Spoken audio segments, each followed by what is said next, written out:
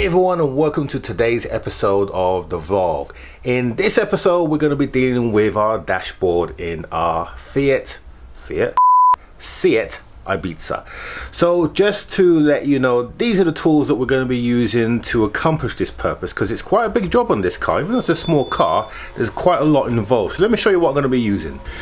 Okay, so we're going to be using some of these plastic pulley tools to extract the central dashboard. We're also going to be using my laptop here, and here I have the Seat Ibiza workshop manual that gives you a step-by-step guide on how to undo these things, because you don't think I'll do this just by guessing. I always use the workshop manual, and it gives you the proper procedure and how to use that. And you can get these from e-online manuals. A link will be in the description below. Okay, so according to the workshop manual, the process that we need to do in order to get the dashboard off, first thing that we need to do is remove this center console. Now to do that, we're going to remove this panel here, and we're going to work our way forward, lifting these panels, undoing the bolts that are beneath here. We've got two retaining bolts that hold it in the front and on the other side, which is similar to what we had in the S3, and indeed is in the case with most Audis. Then we can start concentrating on the dashboard. So we need to first of all remove the airbag. Once we remove the airbag, we can then remove the steering wheel itself. We then look at the steering column panels. These need to be removed. We then have to remove the stalks, and that will free us up to allow us to then to concentrate on the dashboard. Before we do that, we obviously need to take the radios out, the radio and air conditioning controls. That will then allow us to then pull the dashboard out of the vehicle. So that's the list of jobs that we need to do. But before we start anything, we need to isolate the battery, because we are dealing with airbags. And even though these airbags are deployed, anything electrical from the dashboard, we make sure that we isolate it so we don't cause ourselves any shocks in case we damage any wires while we're doing that. So let's do that right now. What we need to do here, we're just going to disconnect the earth connector from the battery terminal to make sure that we've got no power going into the system.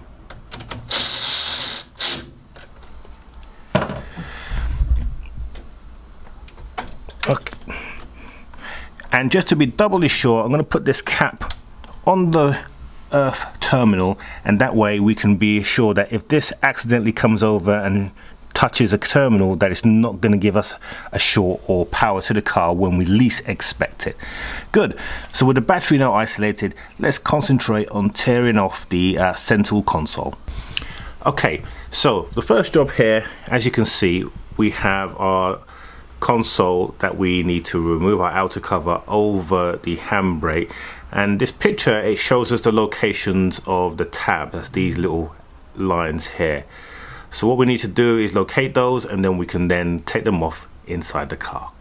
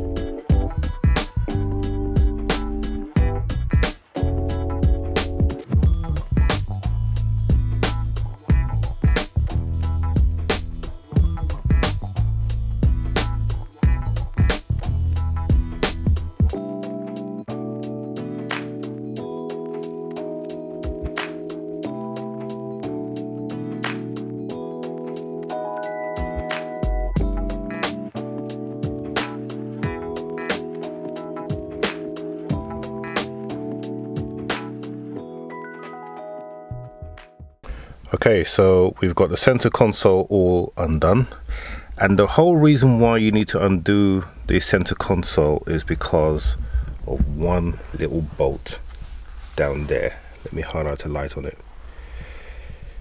See it there in the corner? That one bolt, just there. That's the reason why.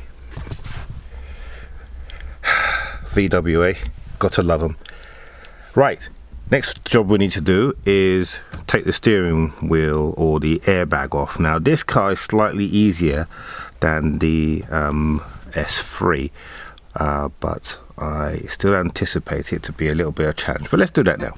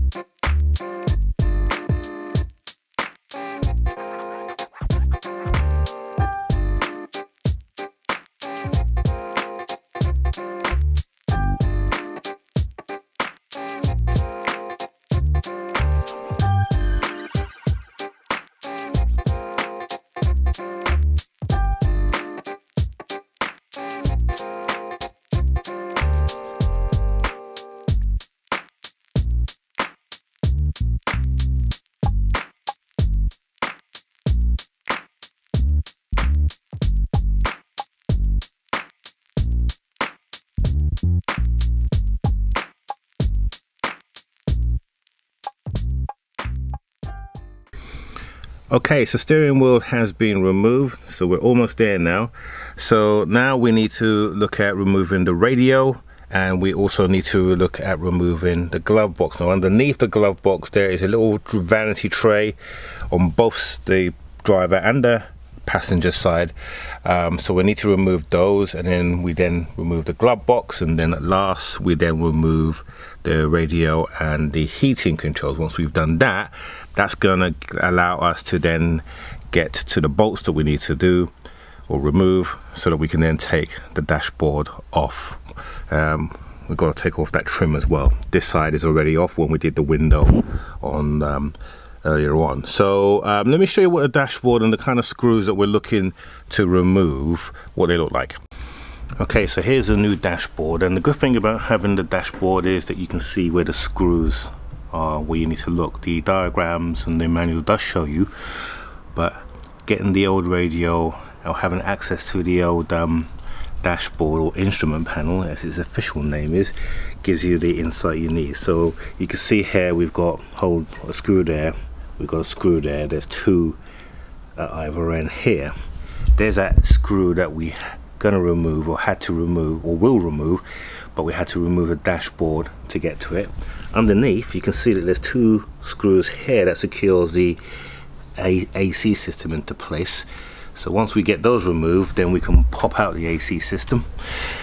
And then on the radio we can see that there are 4 screws here that we need to get hold of to get that out, so it doesn't just pop out. And that's the benefit of seeing it in advance, so you can kind of work out what you need to do.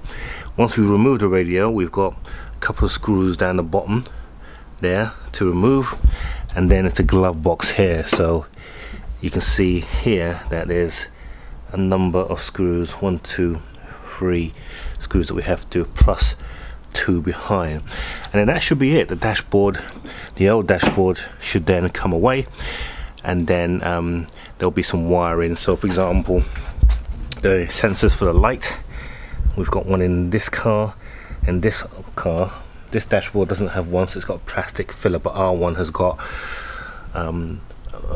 it's got a lens there, so it does use that. Right, okay, so let's start off by removing the AC system, and then we can get to the radio.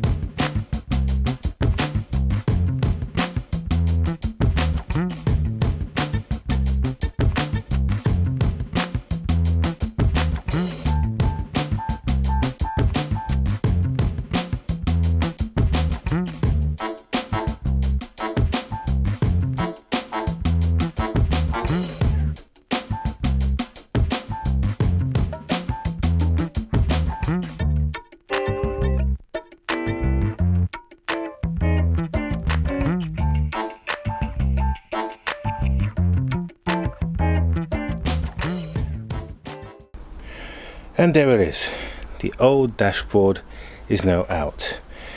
It was a bit of a challenge because you had these two wires in there that the airbag, the old airbag cable, and also the light sensor on top were a big nightmare to take off, but we finally got there. It's now out. So what I need to do now is just take off the light switch, and then once we take the light switch off, then we can put that onto the new one. But as we can see, it's all out and now ready for the new dashboard.